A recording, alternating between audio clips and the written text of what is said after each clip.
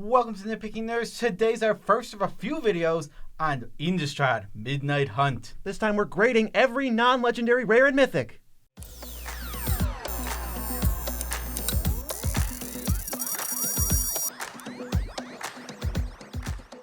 I'm your host, Joe Cherries. I'm your host, Beezy, and that makes us the Nitpicking Nerds. Do you like contributing to Kickstarter campaigns? Because we have one running right now, and I think there's only 8 days left.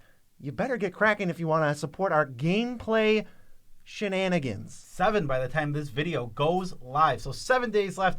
Get in your support ASAP as possible. We really need that 121st backer. That could be you. That could be you. In the credits. That could be you forever. Yes. So also we have TCG Player link in the description below. Go click the link, go to TCG Player, buy any Magic card you were going to buy anyway. Guess what? You're supporting the channel and buying the cards you wanted. Boom. What are we doing? Well, we're grading all of the rares and mythics, not legendary creatures, because we're going to talk about commanders in a completely separate video. We're grading them with our grades A through F. We've done this a million times, but in general, A, auto-include, B, build around, C, cuttable, D, don't really bother, and F is forget about it. Yes, so your B's and your A's are your very good cards. C's, medium, D's, F's, don't even put in your deck. Don't consider it. Yeah, the lower the grade is, the more of an excuse you need to play it. No card is like literally unplayable forever, but when you talk about, hey, this card's a D, it means you really got to find the right place to play it or it's going to suck. Absolutely. So let's just hop right into this. There's going to be a lot of bad ones. It's a standard set. There's standard rares. There's going to be bad cards that we're going to pretty much gloss over and say this is bad. Like Angelfire Ignition. This is an F. This card is very bad. It does not give you nearly enough for the mana cost on that end, and it's a sorcery.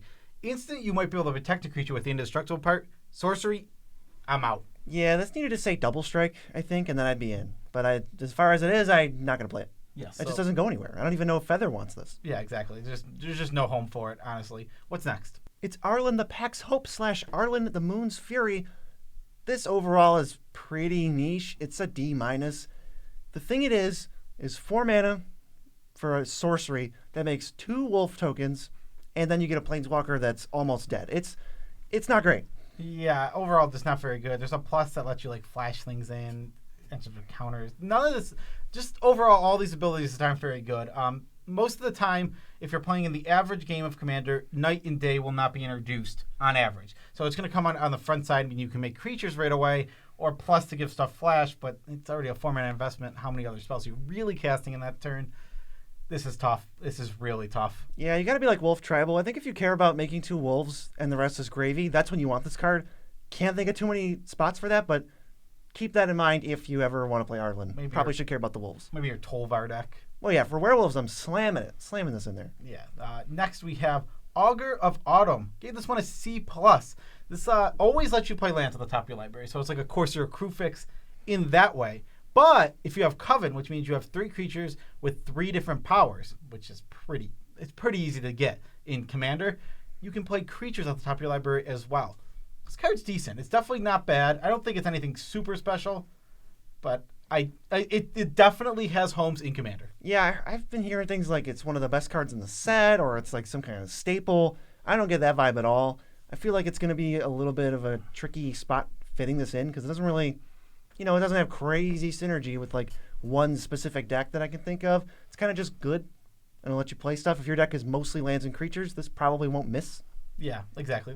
I don't think, again, like BZ said, nothing's super special, but definitely a card that has homes in specific EDH list. This is probably a card that doesn't go with Cultivate. Yes. Now that I'm thinking about it. Yeah. Those do not go in the same deck, it seems like. It's completely fair. Next, we have Bloodline Culling. This is NAF. This is just a removal spell. It's a 1/1 at 3 mana. We're not interested in that. And then the versatile side, like the other mode, is to kill tokens. I wasn't even sure why this was a rare from like a limited perspective. I don't get this card. Me neither. I don't think this card's good in any sense. F, get it out of here. Don't play it. Don't touch it. Not even interested. There's a cycle of 5 mythic rare adversary cards. They're all so cool, but they're like push for standard and to be like limited bombs. None of them really translate too well into Commander. The Bloodthirsty one lets you cast 3 drops or less for free, sort of like Snapcaster Mages, and then puts counters on itself, which is... I'm not doing that. I just don't want to do that for 5 mana. I mean, we have it at D. It's not unplay. It's not like don't ever bother with it. But, well, Ds don't bother usually, but it's not F. Feel good about it. Yeah, it can get pretty decent if you can cast it for like 8 mana, or well, I guess it's 7 mana. Then you get 2 free spells. There's potential. It's definitely not horrible, but overall, you don't ever want to be casting it for the 2 mana that it costs, or the 3 mana. It's just, it's just not very good. Yeah, 2 mana. This is nothing. It's 2 mana, 2/2 haste is nothing. Yeah, that's not a body that we're even close to interested in Commander. Yeah, how about Briarbridge Tracker? This is just an F. It makes a clue when it comes in, so it's investigating. It's basically a 4/3 for 3 in Commander. That's awful. It's absolutely just terrible. Do you even want that in the dedicated clue deck? I don't even know. It's like the worst card that's ever made a clue. A 4/3 is just nothing, and we don't care about that body. That body's not useful. It's not big enough. It's not small enough to skull clamp. So just another card I'm surprised is a rare. Yeah, doesn't seem like it needs to be a rare. What's next? It's Brutal Cathar. It's a Banisher Priest, which we never play because Fiend Hunter is so much different and so much better. It's really the only playable version of that. We're not playing Banisher Priest. We can't take advantage of it. It's bad unless you're hitting a commander, and then, even then you give them the choice if they can remove it right away. They're just going to get their commander back. I don't like this effect at all. I agree, exactly. I think Banisher Priests are 100% unplayable, whereas Fiend Hunters are pretty good cards. If you're wondering what the difference is, the Fiend Hunter has 2 separate lines of text, so you can respond to the trigger, and if you do and you sack it before the thing is exiled, it'll try and come back, but it can't because it's not gone yet, and then it'll just get exiled forever. You can't do that with Banisher Priest. It's 1 line of text. This card's in the Banisher Priest. It's the fixed version. We're not going to get more versions like Fiend Hunter, so going forward, these are mostly going to be unplayable. Well, that wasn't even the only fix. They're double fixed. They all hit opponent's creatures, so we can't use it to combo off with our own creatures. And Fiend Hunter does both of those that Banisher Priests don't do. Yes. Next, we have Burn Down the House, AGR's favorite card from Midnight Hunt. This is a D+.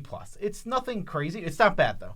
It's a board wipe. It'll get the job done in a lot of cases, like 5. Sometimes it's going to wipe Planeswalkers out, which is going to be nice. It's a nice little, cherry on top of like this medium board wipe. It also has the versatility of making goblins if you're some sort of sack deck. This isn't a crazy card by any means. It's not going in almost any deck, but I could see there being a home or two. Man, I don't hate this card. It's just I don't hate it.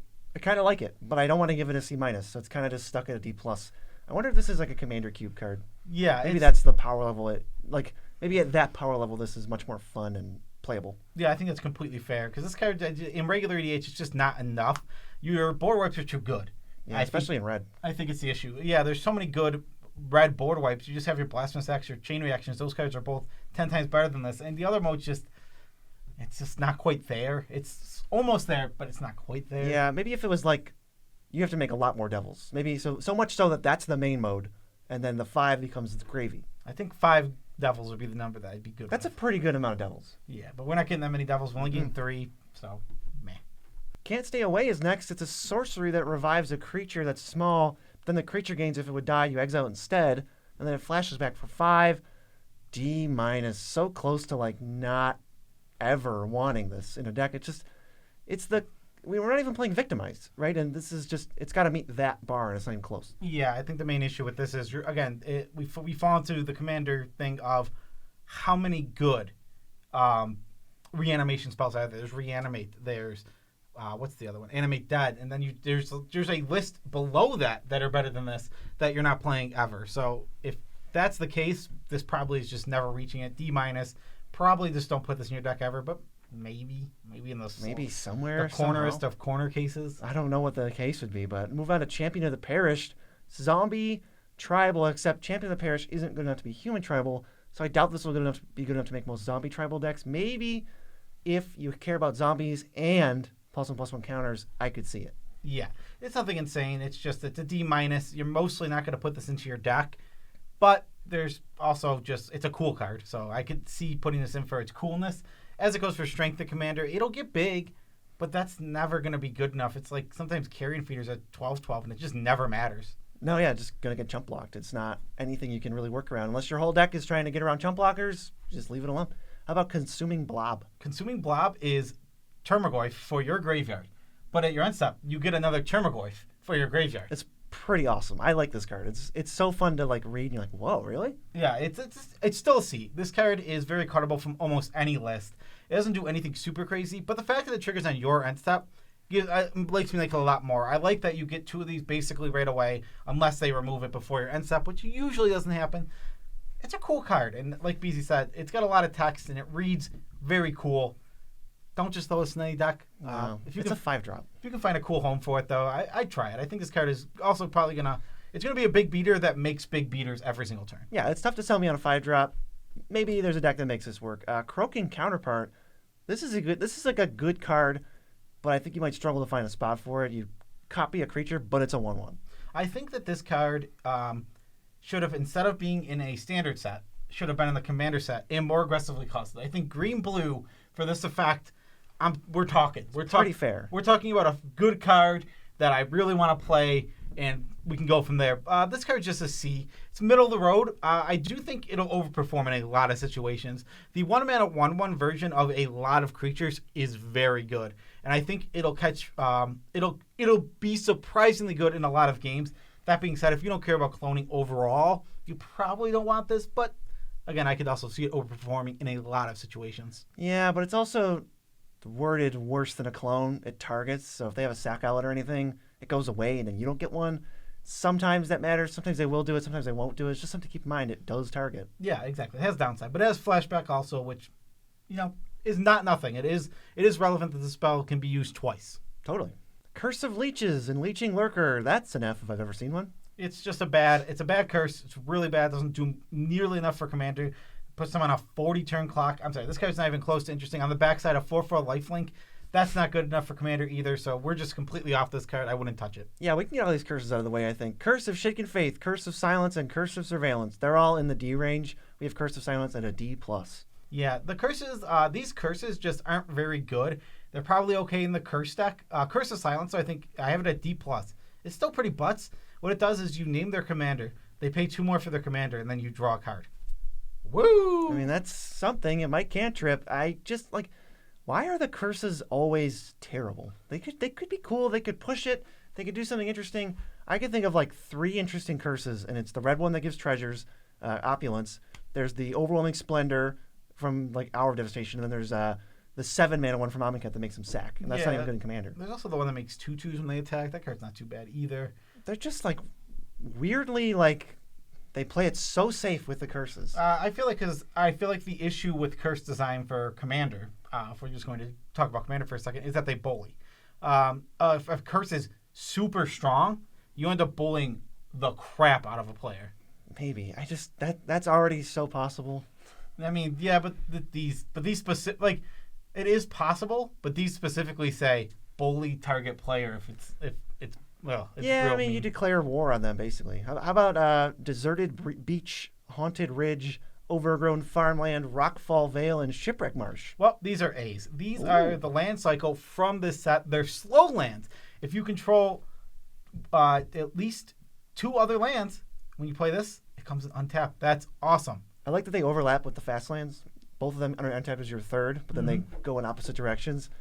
This is just almost always a true duel where they just work perfectly. The only downside is they don't have land types. Oh well, that's fine. These are perfect. First A's in the set. These are some of the best cards in the set. I think if you've got a bunch of decks, I'd pick up 10 of each. So the reason I think these are so good is the turn that you most often will want it to come in tapped is turn 1, because that's when you have your least plays often. Sometimes you just don't have a 1-drop or anything, so coming in is good. 2, that's a little rougher, but that's okay. That's the only turn where we're going to be like, ugh. The rest of the game, this is an untapped dual land. Thumbs up. Awesome. Some of the best cards from the set, period. Yeah, definitely pick them up before they're more than $5 because they're going to see standard play. Yeah, they're going to see standard play, and they're going to see a ton of commander play. Next is Dire Strain Rampage. Gave this one a C.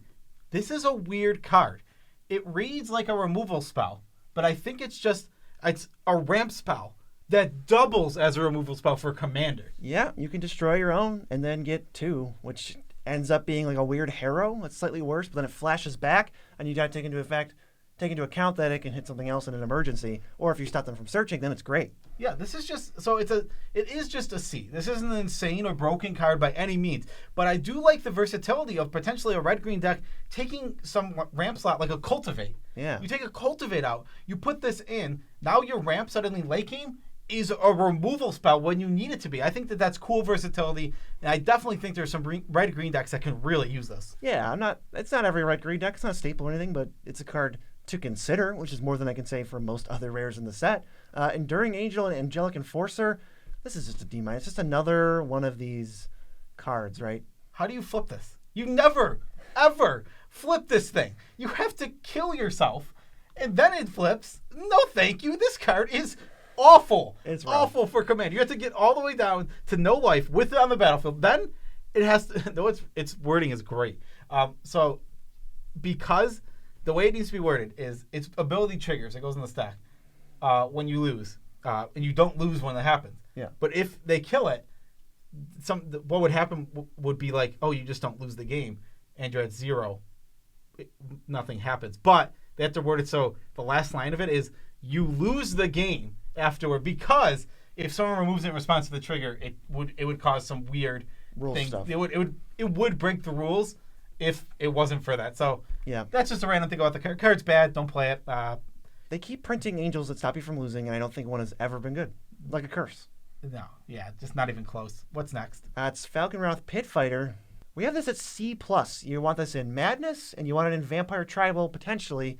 And there's going to be hopefully some overlap because you need vampires for this to work. Yeah, I think there's two decks that the commanders come to mind, and I think, hey, this card fits really good. Angie, Falkenrath, think that it's perfect for that deck. You just have a ton of madness already in that deck, so you're going to be able to activate the ability, discard something with madness, pay the madness cost, and then draw 2 new cards, get rid of whatever creature. And then Edgar Markov, who just has a ton of useless vampires to sacrifice because of his Eminence ability. So I think those 2 decks both can take great advantage of Falkenrath Pit Fighter. Well, in Edgar, Falkenrath Pit Fighter just gives you one. Yeah. Off the bat, you get 1 every time. Yeah, he does. Yeah, he or she. I actually don't know which. Edgar? No, Falkenrath Pit Fighter. Let's say she. Yeah, I think it is a she in the art. That she is kicking some butt, and pretty good card for your vampire travel decks that are using madness or have extra tokens. Yes. Now, you really liked Baleful Mastery. How about Fateful Absence? It's very similar. Well, I'm a little bit lower on this because it's Destroy. I'm really high on exile effects compared to Destroy effects when it comes to hitting creatures. But this card's still fine. It's still a C, and it's very, very passable for the Commander format. Yeah, there also the difference is Baleful Mastery. You can just have someone else randomly draw a card. I got that the other day. Somebody removed someone's thing. I'm like, hey, can I draw? And they're like, yep. I'm like, this feels amazing. Yeah, Fateful Absence is a completely fair card. There's nothing wrong with it at all, and I think if you are newer to Commander or you don't have a huge budget, this card's going to be great for you in those cases. Right. I still don't like Heroes Downfalls. This is better than Heroes Downfall. I can at least say that. Yeah, exactly. Next, we have Galvanic Iteration. This is a D. This is just another copy spell. This one has flashback. We've talked about it. These cards just aren't very good overall in Commander. There's a million, trillion different ones. This is now the flashback variant. Still not interested. Yeah, so I just read this and I go, okay. Geist Flame Reservoir. This card is a D. It doesn't do anything extraordinary well. It'll be okay for you in your Spellslinger decks, but most Spellslinger decks aren't going to have to reach this far down for payoffs. Yeah, it's like 2 mana every turn to draw an extra card. We already have other stuff like Outpost Siege, even if you had to dip that low. But then you get the bonus of, well, sometimes after a million years you can kill a creature. Yeah, I mean, sometimes you can burn a player out too. It doesn't any target. This is nothing crazy. It's a fine card. You just don't need it in most of your decks. We have access to lots of fine cards. So. Yeah, exactly. There's a million trillion Ds and Cs in Magic. Look for your B's and A's. What's next? It's a C-, School Caller's Harvest. It's fine. We got to weaponize these tokens, and then I'm in. So that's kind of why it's at C-. Totally playable if you can make like 7.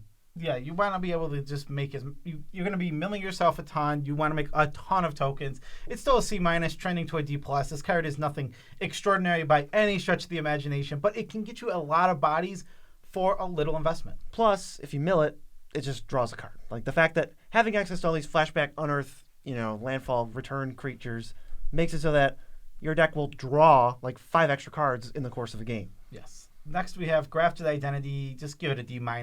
This card's not very good. This is just a... Other control magic? It's a control magic. They have to sacrifice a creature. That can be an upside for some decks, I understand. We don't want to play control magic. Control magic is probably a D, so D- for the worst control magic. Right. Graveyard Trespasser transforms into Graveyard Glutton, and they're both D+. I have to attack with my creature to get a card out and then deal 1 damage to them. And then my reward for flipping it is 2 damage. This like already isn't even worth keeping track of night and day. This card's not good. No, this card is not good at all. Pretty bad. A little bit of graveyard hate on your werewolf thing. Is it even a werewolf? I don't know. In black, it is. It's a glutton. Up next is Hallowed with Spite. Just give it a D. If it wasn't a sorcery, maybe we'd be talking about a card that's decent and be comparable to Momentary Blink. Unfortunately, it's not that. It's a sorcery. This card's bad. It's really not. Yeah, it's really not good. It's just, like, why is it a sorcery? At least from the commander perspective, we're just craving to be an instant. Next is Hostel. This is easily the coolest / my favorite card from the set. Joe has it an F. I'm going to tentatively have it at a D until further notice. It's definitely a card I want to play with because it's very interesting. The sack outlet is not great. It costs some mana, and you have to do it at sorcery speed. The creature on the back is pretty cool. It's a 4-point life swing. The next turn, it's an 8-point life swing. It's sort of like this threat if you can protect if you want to and like phase it out so it can never really die if you feel like putting mana into it. I think that might amount to a playable card because the opportunity cost of playing it is so low. It's a colorless land. Depends on what land you're taking out for it. I could see this being okay. So the reason I don't like it is, one, we talk about how good lands are in Commander. There's a ton of good ones. I don't think you want to really have to sink down this low. It takes 3 full turns of paying a mana at sorcery speed and sacrificing a creature just to get it to flip over. And then once it's flipped up, if you're not holding up 4 mana, it easily dies. This isn't a terrible card. In fact, I agree with BZ. This is one of the coolest cards in the whole set. It's this weird manner that literally comes to life. That's cool. Unfortunately, I don't think it adds up to anything I want to be touching in Commander. I want to try it, and I'm going to give it a D, and I will happily adjust that later after playing with it. Also, just note that it is a black card. You have to play it in a black deck. Yes, the backside is black. What is it called in the back? It's some evil manor. Hostel's Evil Manor Part 2. Electric Boogaloo. Yeah, that's what it is. Next, Intrepid Adversary. I certainly said that right the first time. I give this a C-. It's not very good on the side of, again, playing out the 3/1 body. But this one actually, as you go further into the game, it actually scales decently well. And you can just throw all the mana into it, and all of a sudden your team is pumped up and ready to attack. Is this card insane? No, it's a C-. It's still something that's going to get cut from most of your list. Is this card cool? Cool as hell. I really like this design. I think it's done really, really well and made great. Thumbs up for this card. I really like it. I think it's a solid anthem. Late game, you just send all your mana into this and then you jam. I like it. C- feels about right. Maybe even like a C. It's the best adversary, if I remember correctly. Yeah, this one is just pumping your team. I'm thinking of the other ones, and I'm definitely remembering correctly. Light Up the Night. It stinks. It's an F. It's not a commander card. This card is awful. Absolutely 100% awful. Not even close. I don't even think it's a standard card. I don't think it's a commander card. I don't even know how good it's going to be in limited. That's how bad I think this card is. What about Lord of the Forsaken? Give this one a C-. It is a 6/6 for 6, so that's not where we want to be. But it's a flying flampler. It's a flampler. So it's decent. It's a big body. It has pay a black sacrifice creature, target player mills 3. That's not super relevant. But the idea is that you mill yourself because it has this other ability where you pay 1 life to make a wingding to cast cards from your graveyard. Now there's X spells that can be flashback from your graveyard. This card has potential to do some crazy things if you have enough life. Yeah, this can make a Yawgmoth Will actually good. Yeah, so I don't think this card is busted, and I think it only has very, very specific homes, but I think the ceiling for this card is high, like super high. There's going to be, like, this card has the potential to win you the game by itself at times. Which is pretty sweet. Yes. Malevolent Hermit's a nice little dork. It can sack itself to counter a non-creature spell unless they pay 3, so you just got to hold up a blue, and it'll be really annoying. I don't know if they're going to want to play around this, or if they're just going to say, I'm not going to play anything, because I've had that happen before. It reminds me of Patron Wizard, where you're just like, hey, do you want to play a spell and not leave up 1 mana? No? You're just going to play nothing. Great. Yeah, this card, it seems very good. It's only going to get to counter 1 thing. It's going to be a 1/1. But you get this body onto the battlefield, and then that's all fine. But then it has Disturb. So you pay its Disturb cost, and it comes back as this flyer that says your non-creature spells can't be countered. Now we're talking. This now protects your combos while being this annoying stacks piece early. Right. It's really going to function like something like Standstill. Nobody wants to be the one to set it off. Someone's got to do it, but nobody wants to be that person. So you're going to gain unspent mana advantage from them.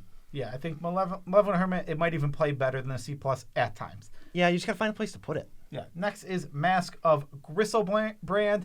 Essentially, when the creature dies, you can pay X life for X its power, and you draw that many cards.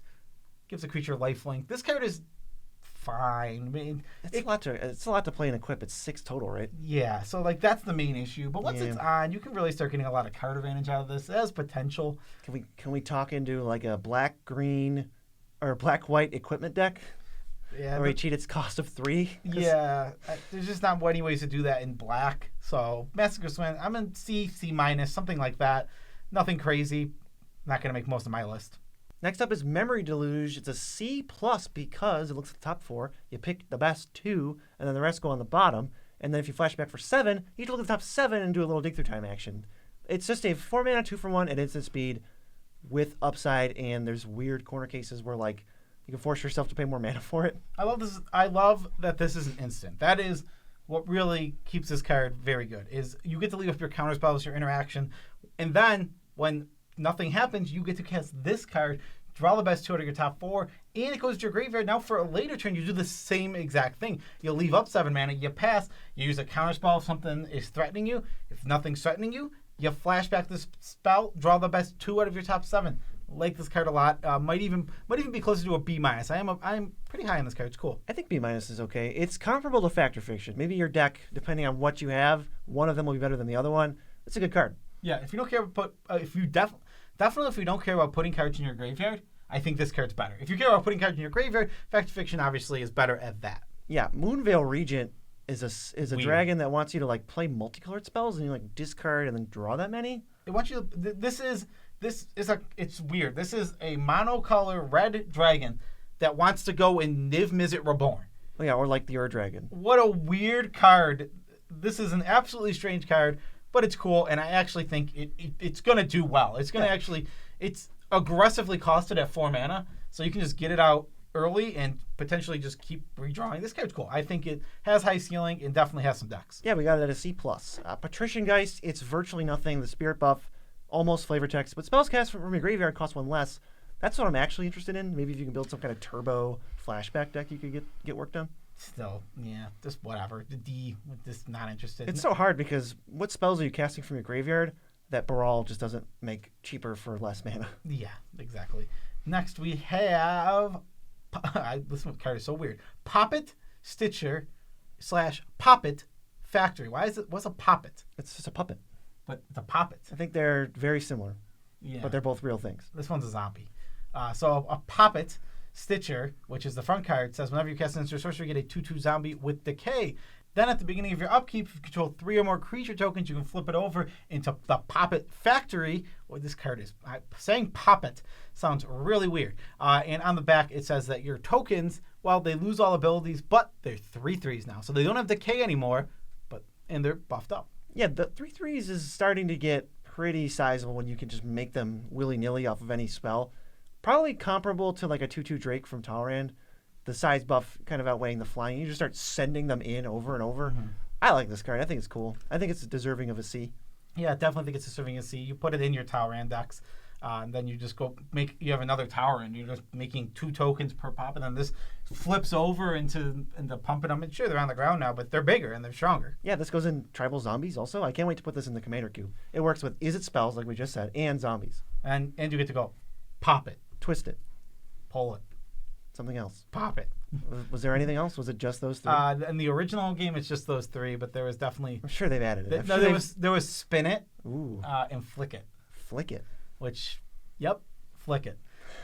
Next we have Primal Adversary. Oh, the green one? This one's awful. Yeah, this just makes it's a D+. It just makes wolves for the extra mana. It's not worth it, basically. Even in Wolf decks, you can do better. Yeah, exactly. This card's just not very good. You're just gonna get wolves, and because of that, I'm out. yeah. For those reasons, I'm out. How about Reckless Stormseeker / Stormcharge Slasher, the hash-breaking slasher? It's a haste enabler, but only for 1 creature. It buffs it up a little bit if it's not flipped, or if it is flipped into the slasher, it bumps it up to +2/+0. This is like better than I thought. You know, it's not an F. It's definitely not an F. I think it's a D. Yeah, exactly. My point with these Ds that were in these Ds and some of the lower Cs is that the commander card pool is just so good. You just never have to go down to this well and this low for your haste enablers. There's so many good ones. There's Ogre Battle Driver is 10 times better than this card. Yeah, and it's still below the best 5. Yeah, exactly. So So because of that, this is going to always sit in D range because of how many better haste enablers there are. That being said, it can fulfill its role in some decks and do well. Yeah, I like that the sides are the same. You're never going to wish it was flipped the other way. They both do something. One's better than the other. Yes. Next, we have a card I think is very good. This is Rite of Harmony. Give it a B+. Big fan of this. It's white and a green. For each creature that enters, whenever a creature enters the battlefield this turn under your control, draw a card. Doesn't matter if it's a token or not. It counts enchantments. And and enchantments. That's right. And also, it flashes back for 2 white-green. I really, really, really, really, really like this with any deck that's playing token makers that can make like 5 tokens. Now, if you're playing, what's the one that makes 5 humans? Oh, good lord. Increasing Devotion. Increasing Devotion. That is so awesome with this. You play this, Increasing Devotion, draw 5 cards, get 5 bodies. I'm in. This card is absolutely great. It's at B. It's at B+ because that means it does need to be built around. You can't just throw this in any deck, but it's going to be a great in the decks it's good in.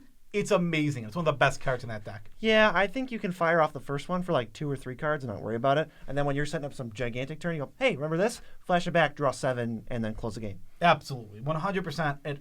One of the best cards in the set, no doubt about that. Next, we have Sigarda's Splendor D.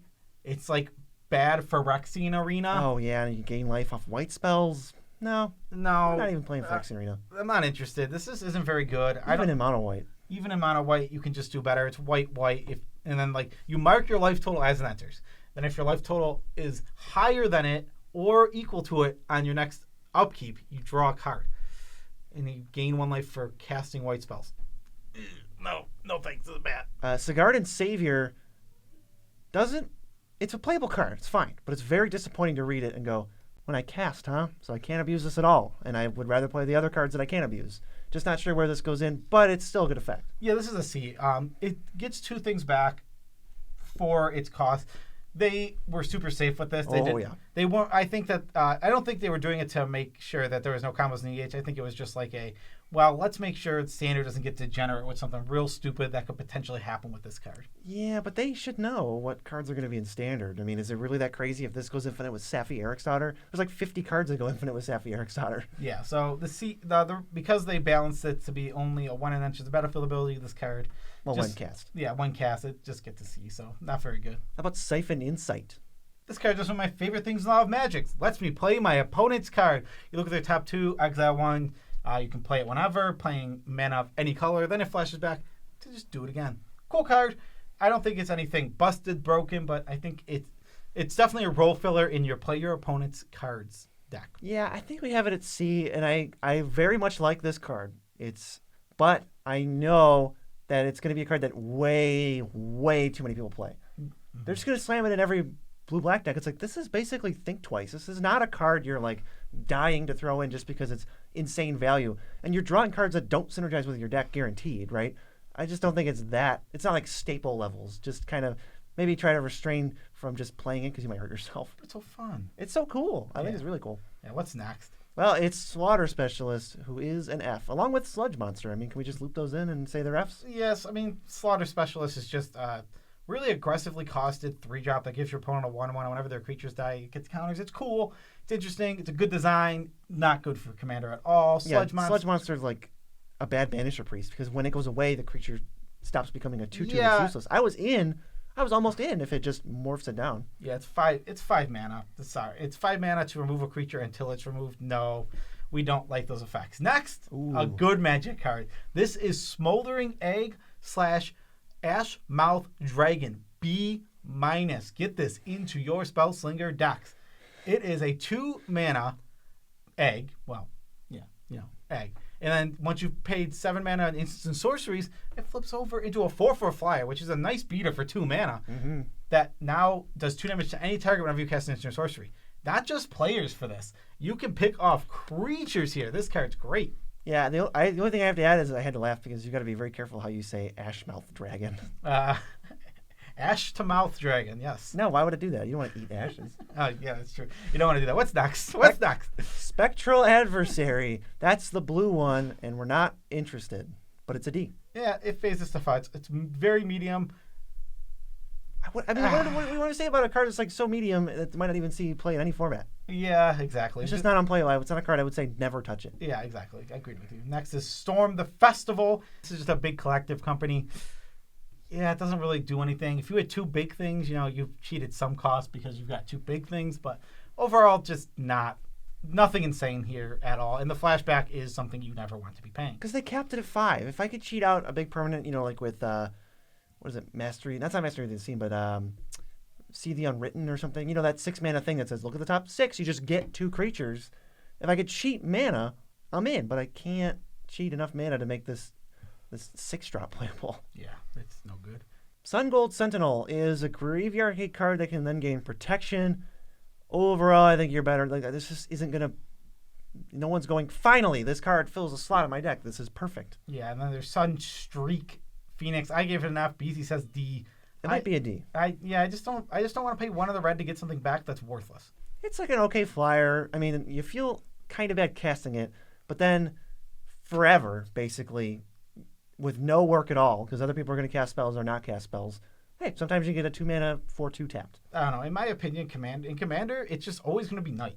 It's just not switching off a Knight very often. I don't know. You just need one deck that could easily not cast spells. Yeah, it just feels like double spelling. Someone's going to double spell, and then no one's not going to cast a spell. Like, it's very rare that you go through somebody's turn and they don't cast a spell. We'd have to see. But, you could start this at F, try to play it, and then see if you change your mind. Yeah, what's next? Oh, it's Suspicious Stowaway and Seafaring Werewolf. I like this card. It is unblockable always, and it either draws and discards, or if you're at night, it just draws a card straight up. This seems right at home in those Edric Spymaster of Tress, like hit you with unblockable flyers deck. I think this is pretty cool. If you can put some stuff on it, make it smash even more, or keep it night somehow, and then just keep drawing cards or give double strike. I think there's actual cool stuff to do with this. Yeah, I like that it's just unblockable at all times. I love that the backside actually draws cards. I just think it's always going to be Knight in Commander, like most of the time, because most players are going to be casting spells. So if it's always Knight, you always have Seafaring Werewolf, which is the good side. Yeah, and if this card stops someone from playing a spell on their turn, that's like even better. Yeah, that's super awesome. What are you doing? Don't do that. Well, the thing is, it's just flipping back soon. Yeah, but it's just not worth, like, whoever's not casting a spell, they made a mistake, and I'll take that every day. Well, yeah, but what I'm saying is, like, if they do that, okay, it's likely that the guy, unless they're sitting directly to your right, yeah, to force it onto your turn, okay, the next guy is probably going to cast 2 spells. That's how, if you're not double spelling Commander, you're not commandering. Yeah, or you're playing the red-green Vrondis Precon. So there's also, after this one, we got Tainted Adversary, the black one. It makes a bunch of decayed zombies. It's a bad rate for Commander. We have it at D. If you could try to finagle this somehow, where you care about making like 7 zombies at once, this could do work. It might even be better than Grave Titan. Yeah, whatever. This card is just whatever. There's nothing exciting about it at all. I want to talk about this next card. This next card is Teferi, who slows the sunset. This is an F. It is not good in Commander. It is not good in Standard. It is not good in Modern. It is not good in Legacy. It is not good in any format. This is an awful, awful, awful Magic card. It does not do anything. Just don't play it. Don't even think about playing Teferi. It's bad. Yeah, I was going to say, ooh, why is this card so bad? But you know what? I don't even care. Wizards can make whatever cards they want, and we're not entitled to good cards, and they're not supposed to only make banger Planeswalkers. I just think for giving advice to Commander players, this is one of the worst Planeswalkers I've ever seen. I just would never touch it, pretend like it doesn't exist. I agree. He reminds me of Jace the Living Poop Pact. It is about as bad as Jace the Living Gill Pact. Poop Pact. Like, just ignore the ultimate. You're not getting there. I don't even think it's worth doubling seasoning. Just forget it. Yeah, doubling seasoning. Wow, now I have... you double season just to play Seaboard Muse? Wow. That's what I... But you draw some cards. It's not worth it. None of this card is worth it. Yeah. How about the Celestis? This is a 3-mana mana rock. Already just not the rate we want it to be going in Commander. Messes with day and night. Not even close to interested. Maybe a werewolf deck wants to do this. Oh, no. Just no. Don't touch this. I don't know. The floor of a 3-mana mana rock might be a D, where like you just probably shouldn't bother playing it. Some decks it'll go in, but a 3-mana mana rock can only be so bad. Maybe it's like Explosive Veggies, where it's so far down. But I feel like Manolith is an F. Any Manolith with frills might be a D. F. Next, we have probably actually my favorite card from the whole set, the Meat Hook Massacre. C+. It's a board wipe. It's an expensive board wipe. So to actually wipe the board, you have to pay a lot of mana to this. Whenever a creature an opponent controls dies, you gain life. And whenever a creature you control dies, your opponents lose life. This card is super cool. It's very modal. You can really do a lot of different stuff. If you just want the aristocrat ability, just play it on turn 2, get the static. Don't worry about the minus. It's gravy. Or late game, treat it like Black Sun's Zenith. Pay 8 mana, kill everything, take the advantage, and then now it's going to sit here and be annoying. Kind of like Massacre Worm. Yeah, I really like this card. I think this card is just solid. Just wipes. You can use it to wipe out small tokens with like a 3 to 4 mana thing. You can use it as like a 10 mana spell to wipe the whole board and gain a ton of life and drain everyone for stuff. I think this card is great. Or like you said, you can just play it as a black enchantment that says when your creatures die, opponents lose life, and when theirs die, you gain life. That's also just a solid card. Yeah, I think this next one we should save for last because we're going to complain about it. Let me just move on to Triskaidekaphile, which is an F, because how are you supposed to have 13 cards in your hand? How?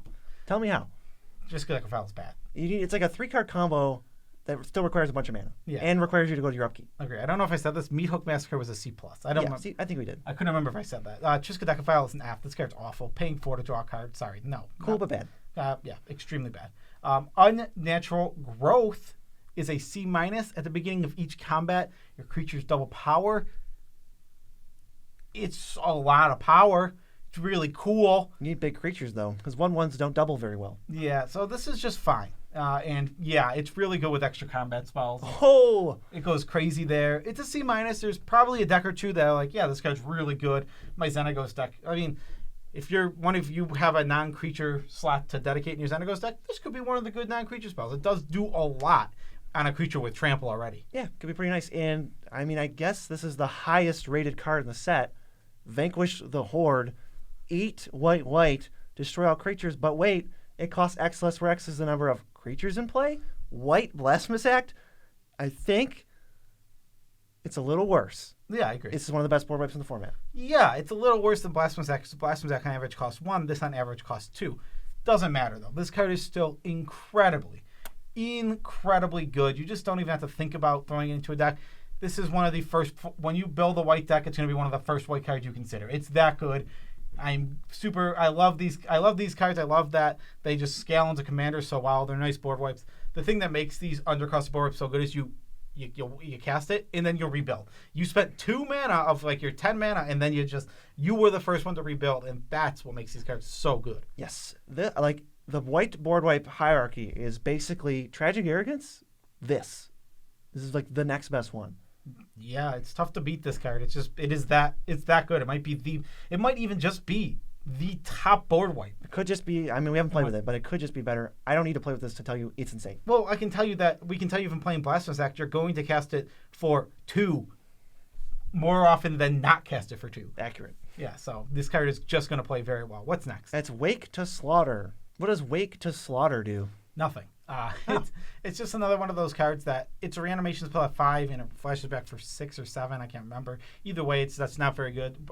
We've already talked about how reanimation spells are just too aggressively costed or good. I mean, you just don't have to go down this low on the list. It's a D.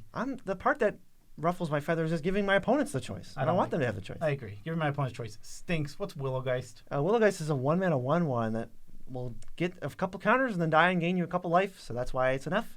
How about Wrenn and 7? This is a really cool card. This card just has a lot of text. It's really cool. It's like a C+. It's nothing crazy. But I love that it synergizes with itself. It's getting lands back. It's putting lands in your graveyard. This card's really, really cool. It's a 5-mana 5/5 that comes with a free Planeswalker. And then the 5-mana 5/5 scales for the rest of the game. It's an actual threat. Yeah, exactly. This card's cool. This card is just very nice. Like you said, it's the 5-mana 5/5 that scales with the game, but also on top of that, it just also is this nice Planeswalker that's just going to make sure you hit your land drops, get lands in play. Great card. And the 5/5 can protect Wrenn and 6 or Wrenn and 7, so they don't die as much. Yeah. And now we got to get to the juice, the most controversial card in the whole set, because why did we not get this as a preview card? What was happening at HQ? At headquarters at Wizards should have been like Grave Titan in green. We should give this to the nitpicky nerds, but it is Tolvar's Huntmaster. It literally is Grave Titan. When it enters the battlefield or attacks, you get 2/2 wolves instead of zombies. This card is so we gave Grave Titan a C. I gave this card a C+ because two specific reasons. One, it is a werewolf for your werewolf deck, and it makes wolves for your werewolf deck. So that's already a huge upgrade from Stinky Giant Grave Titan, who is a giant for your zombies deck. Get out of here with that. And on top of that, it does flip over into a stronger creature, a 7/7, that has the ability to make your wolves fight for 4 mana. Is it super good? No, but it is just upside on this card. This card isn't insane. This isn't broken. But for your wolf deck, I'm in for it. I'm in for this in the werewolf deck. Honestly, this is proof that Wizards hasn't heard of us yet. Yeah. It has to be. Yeah. It has to be. It's literally, come on. It's Grave Titan. It's Grave Titan. We hate that guy. He's literally a meme, a walking, talking meme on this channel. A not attacking meme. Yeah. Ugh. Well, that's the video. That's every card. I want to give it an Rare. F just out of spite, but it gets a C+. Yeah. C+ is where that card goes. Special shout outs to every single one of our patrons. Love you guys all as much as we can. You guys are scrolling on screen. Thank you so much for the support. Did you accidentally hit yours too? That's funny. So yeah, thank you all for the support. We seriously appreciate all the support you give us. TCG player in the link in the description. Click the link in the description. Buy the cards you were going to buy anyway. I literally just spent $160 on there today. Now, when you spend the money, we get a kickback on the order courtesy of TCG. So you support local businesses, you buy cards you were going to buy that you need, and you help support the Nitpicking Nerds so we can make this our career, which it already is because it's amazing. And what about the Kickstarter? The Kickstarter is still going for another 7 days. Head over, give us some support if you'd like to. Obviously, there's no pressure on you. There's only 7 days left. So if you want to support gameplay from the Nitpicking Nerds, you got to do it soon. And you'll be immortalized in the credits. I feel like we haven't stressed this enough. Every single gameplay episode has your name in it, guaranteed, as long as you donate the minimum amount. Yeah, immortal. You will be immortal. It'd be pretty sweet. I want to live forever, so I would do that. Yeah, you would obviously do that. We also have a Discord. You can head over into our Discord. There's like 3,000 people in that. You can just go hang out.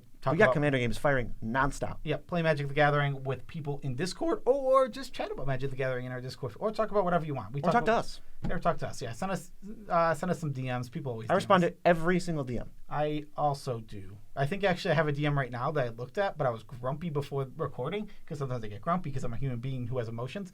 So I didn't respond to it right away, but I'm going to after this video. Okay. Tidbit. Whose turn is it? I think it's definitely your turn. Oh, it's my turn. Because I mentioned I was single last time. Yes, you did. I guess I've never worn this shirt before. It says "Release the Drone." It's just a reference to. We're allowed to shout out other channels on here, right? I mean, we used to watch Ralph the Movie Maker all the time, and this is from the episode where he makes fun of Mystery Diner. I think it is one of the funniest YouTube videos I've ever seen. I think it's one of my favorites, at least personally. So if you just search Mystery Diner, you'll definitely find it. But there's a lot of quotable lines in that episode. Yeah. Funny, I came downstairs today and BC was wearing that shirt. He doesn't buy clothes often. Ever.